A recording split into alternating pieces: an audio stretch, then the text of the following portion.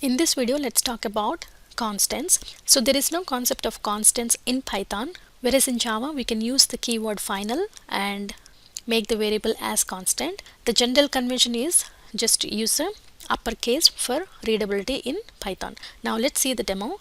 Let me create a file, constants, new Python file, and let's name it constants, and let me add the comment. This program demonstrates constants concept.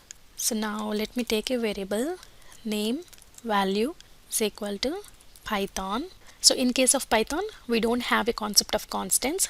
We can just use the variable in uppercase. So similarly, name value is equal to Java, and let me try to print the variable name value.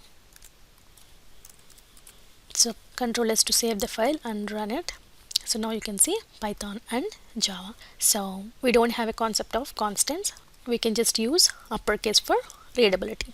Alright, see you in the next video.